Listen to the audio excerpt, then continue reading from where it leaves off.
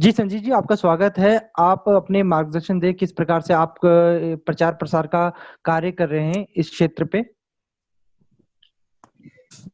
नमस्कार जी। जय गौ माता, जय गोपाल। जय माननीय गोपाल। बनवीर जी, प्रोफेसर जी, माननीय चंद्रकांत जी, बहन निशी जी और हिमांशु जी और गो सेवक बंधुओं, हम ने काफी चिंतन किया गौ माता के ऊपर। तो मेरे को विषय दिया गया आर्थिक दृष्टि से गाय का रक्षण। तो आर्थिक दृष्टि से गाय का रक्षण ये वर्तमान स्थिति में वाकई पैदा हुआ है। जैसे चंद्रकांत जी ने बताया, प्रोफेसर साहब ने भी बताया कि ये हमारी संस्कृति में थी और सहजता से गाय हमारे आसपास रहती थी। तो गाय को माता कहते हैं, माता तो पालन पोषण करती है, तो उसका रक्षण कैसे है? जब इन विषयों पे चिंता करते हैं तो ऐसा लगता है कि हमने बहुत कुछ खो लिया। चंद्रकांत जी ने विस्तार रूप में बताया और माननीय बनवीर जी ने गुणवत्ता और षड्यंत्र के बारे में बताया कि गाय हमारे पास से कैसे दूर हो गई। अब मैं अपने विषय पे आता हूं कि हमें इसको आर्थिक दृष्टि से अपने जीवन में कैसे जोड़ना। मैं इनको 4 भाग करता हूं।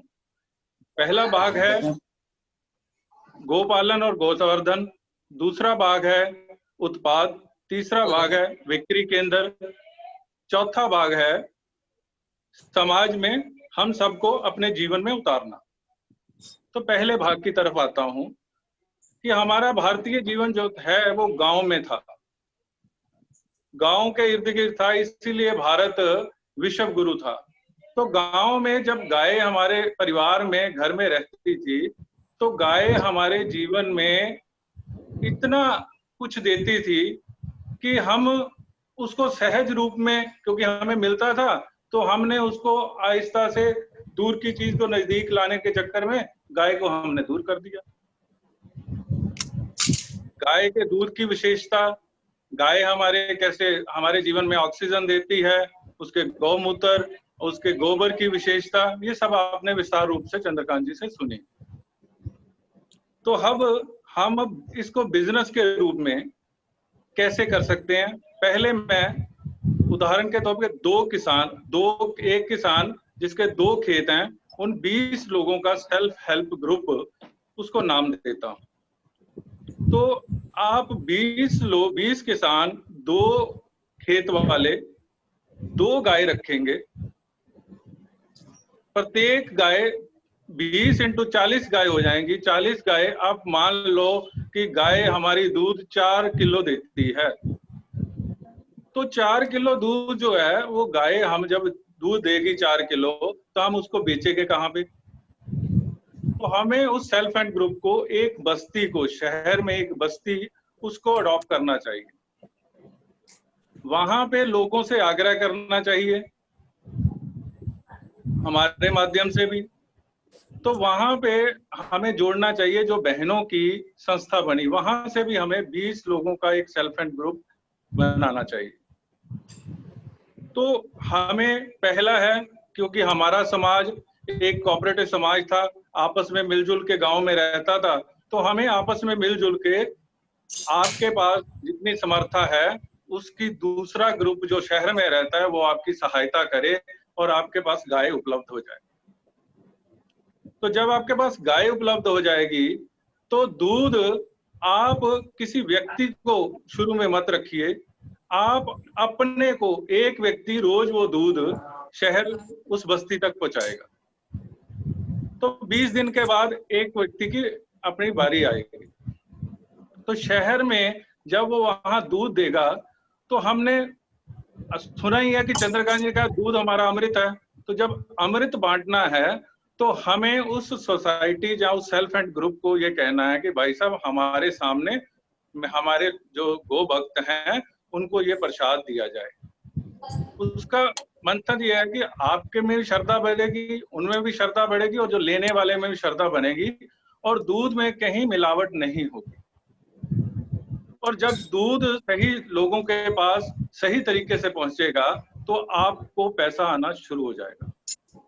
अब पैसा आया तो दूध गाय गोबर भी करेगी और गौमूत्र भी करेगी, तो वो आपके खेतों में पड़ेगा। तो वहां पे आप कनक या ऐसी चीजें मत उगा के, वहां पे आप एक में उसका चारा और एक खेत में आप प्रत्येक सीजनली सब्जी जो है वो लगा लें।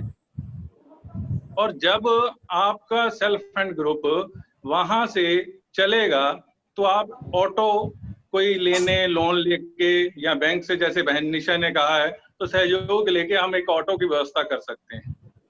उसमें क्या होगा कि जब हमारी सब्जी तैयार हो जाएगी तो हम प्रत्येक घर में वहां सेल्फ हेल्प ग्रुप के माध्यम से वो सब्जी और दूध उन घरों में देना शुरू कर देंगे। टेक्नोलॉजी हमारे पास है, हम व्हाट्सएप पे वो डाल सकते हैं कि भाई साहब ये सब्जी हमें चाहिए, ये सब्जी, तो आप भी अपने व्हाट्सएप में कि हमारी कौन सी सब्जी तैयार हो गई है। तो इस तरह आप विक्री केंद्र भी आपके खुल जाएंगे, आप भी दूध बेचते बेचते आप सब्जियों को साथ में लेके आपका जीवन जो है निरंतर खुशहाली की ओर बढ़ता जाएगा। अब आपके गांव में 4 से ऊपर खेतों वाले भी होंगे, तो वह उन किसानों को चाहिए कि वह अपने गाय रखे, गाय का पालन करे, और दूध जितना है वो उस सेल्फ हेल्प ग्रुप का आग्रह हो या वो किसान उस सेल्फ हेल्प ग्रुप को दूध दे। तो दूध क्या कि उसको 50 रुपए किलो दे सकता है। अब शहर में बैठे जो व्यक्ति हैं उनको 3 रुपए, तो 7 रुपए वो सेल्फ हेल्प ग्रुप जो अपना 20 जो लोगों का ग्रुप है वो लेके आ रहा है, तो उसको वो सहायता के रूप में मिल जाएगा। तो उस किसान का, जो बड़ा किसान है, जगह जगह नहीं बेचना चाहता, तो वहां बैठे उसका दूध जो है वो शहर में उपलब्ध हो जाएगा। अब शहर में उपलब्ध हो जाएगा तो शहर का जो ग्रुप है उसको पहले जो 80 किलो दूध मिलता था रोज, तो उसका दूध जो है बढ़ जाएगा, उसकी आमदन बढ़ जाएगी, तो ज्यादा लोगों के पास दूध भी मिल सकता है। तो दूध की कीमत जो है हमने 60 रुपए रखनी, ताकि वह समाज जो आजकल जहर पी रहा है, चाहे पाउडर के रूप में हो चाहे किसी मिलावट के रूप में हो, उनको शुद्ध अमृत हम घर घर पहुंचा सकें। क्योंकि हमारे जो शास्त्रों में हमारे स्वामी विवेकानंद जी ने नर सेवा नारायण सेवा, हमने नारायण सेवा के भाव से ये कार्य करना है। गुणवत्ता हमारे दूध में होनी चाहिए। गुणवत्ता, जब हम गोबर खेती में डालेंगे तो गोबर जो है उसकी जो गुणवत्ता के साथ हमारी जो फसल है दिन दुगनी रात चौगुनी तरक्की करेगी। तो हमें जो यूरिया डाल रहे हैं वो भी डालना नहीं पड़ेगा। और यूरिया जब नहीं डालेंगे तो क्या होगा कि समाज में जो लोग हैं वो जाने अनजाने में, आप तो अपना बिजनेस कर रहे हैं, लेकिन उन लोगों का स्वास्थ्य जो है वो ठीक रहना शुरू हो जाएगा। इस तरह आप समाज की और अपनी सेवा कर सकते हैं। ऐसी तरह बिक्री केंद्र, जो शहर में लोग मेरी बात सुन रहे हैं और शहर में रहते हुए एक बस्ती का बिक्री केंद्र खोलते हैं, तो बिक्री केंद्र वाले अपने जैसे साबुन बना रहे हैं, अलग अलग खाद बना रहे हैं, तो ऐसे लोगों का सामान खरीद के उसी तरह खाद को किसानों तक पहुंचाए और जो साबुन है वो घरों तक पहुंचाए। तो हमारा 10 गांव हम लेके चलते हैं कि 2 खेत वाले, अगर यदि मान लो एक गांव में 2 लोग हैं तो 10 गांव को हम वो सेल्फ हेल्प ग्रुप बनेगा, तो उसमें बड़े किसान भी होंगे। तो आहिस्ता आहिस्ता आप वो 10,000 की बस्ती जो है उसमें आप पूरी तरह प्रत्येक सब्जी, दूध और उसके उत्पाद आसानी से वहां पहुंचा सकते हैं। और आपके बिक्री केंद्र के माध्यम से वो खाद जो है, जो बल्क से बना रहे हैं, वो खाद आसानी से गांव तक पहुंच सकती है। और गांव में विषय आता है कि भाई जो हमारे इतने बैल, इतने चीजें जो हैं, बैल हैं, वो गाय हैं, खुली घूम रही हैं हमारे खेतों में, वो नुकसान कर रही हैं। तो भाई साहब हमने ही उन गांवों को, उन नदियों को छोड़ा है, हमारा ही समाज जिम्मेदार है। तो हमारी संस्कृति में किसी को मारना लिखा नहीं है, तो हम उनको भी जीवन देंगे। तो आप 10 गांव में एक जो पंचायत की जगह होती है वहां पे उन सबको इकट्ठा करके रखिए। उससे जो गोबर पैदा होता है उस गोबर से 10 गांवों को आप बायोगैस दे सकते हैं।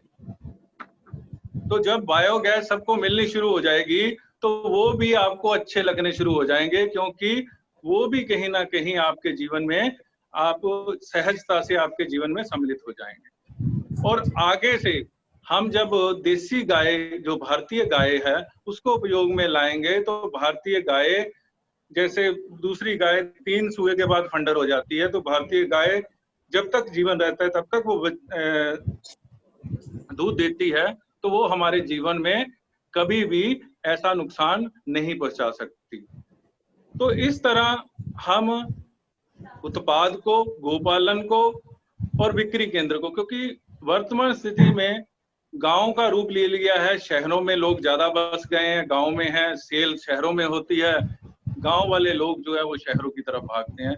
तो इस तरह हम सेल्फ हेल्प ग्रुप के माध्यम से जोड़ सकते हैं। वो जो पैसा मैंने बताया कि हम आपस में इकट्ठा कर सकते हैं। दूसरा ऑप्शन है कि सेल्फ हेल्प ग्रुप को कोऑपरेटिव सोसाइटी, रिजर्व बैंक आसानी से लोन देता है। सेल्फ हेल्प ग्रुप बनाना कैसे है?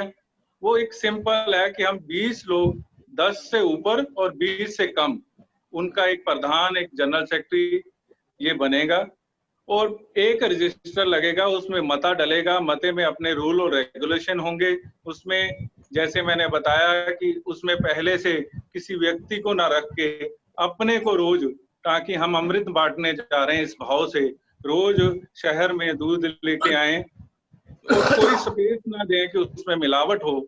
तो उससे क्या होगा कि आपका, समाज का और गाय का, तीनों का रक्षण हो सकता है। इसी के साथ ही मैं अपनी वाणी को विराम देता हूं। अगर यदि इसमें से किसी और ने कुछ और पूछना है तो आप उनको अपना क्वेश्चन दे सकते हैं और हम चंद्रकांत जी को जवाब दे देंगे।